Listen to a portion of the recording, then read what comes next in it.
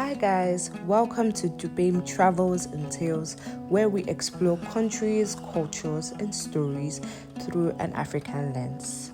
Before we start, my name is Dubem and I love to talk about the world. So I want you to like, share, and subscribe this video before we get into it.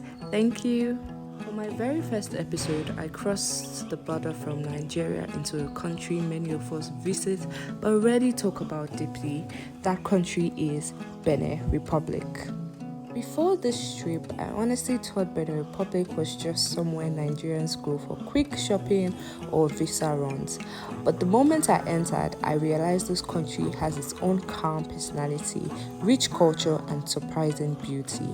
Benin Republic is a small West African country located between Nigeria and Togo. While Porto-Novo is the official capital, most people arrive in Cotonou, the economic capital and heartbeat of the country.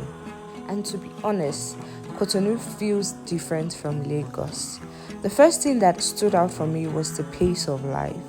Everything felt slower, calmer, and almost intentional. The traffic was organized and people weren't shouting, and even the air felt less chaotic.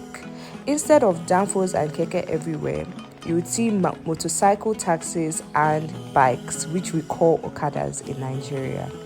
One of my favorite parts of Cotonou was the coastline. Benin Republic has beautiful Atlantic beaches that stretch endlessly across the city. Places like Fijose Beach are popular for evening relaxation.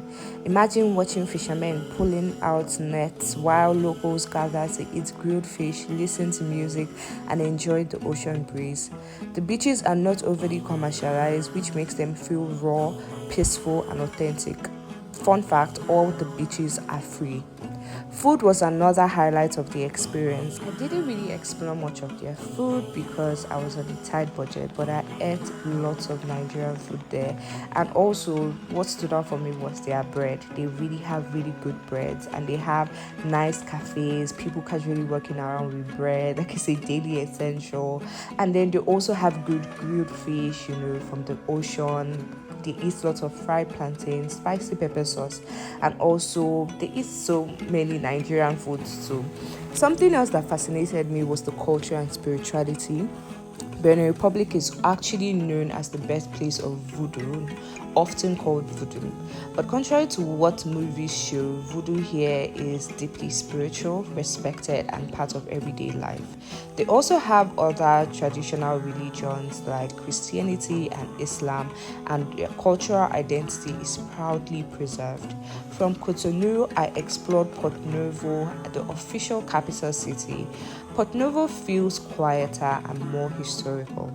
The architecture reflects Afro-Brazilian influence with colorful colonial-style buildings and museums that tell stories of migration, trade, and history.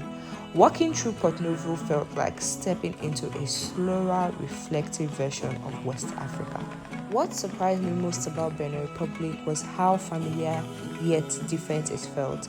Many people spoke Yoruba, especially near the Nigerian border, so communication was easy.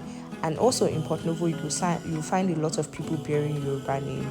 Nigerian music play everywhere. Nigerian products are sold in their markets, yet the lifestyle feels calmer and more structured.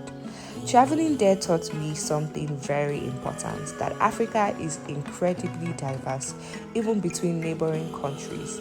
Sometimes we overlook the beauty that exists just one border away, but trust me, I would definitely be going to Benin Republic again. Benin Republic showed me peaceful living, cultural pride, beautiful beaches, rich spirituality, and a reminder that travel doesn't always have to be far to be meaningful. If you enjoyed traveling with me today, do not forget to like, subscribe, and join the Dubem Travels and Tales family as we explore more cities, cultures, and stories across Africa and beyond. See you in my next tale. Bye!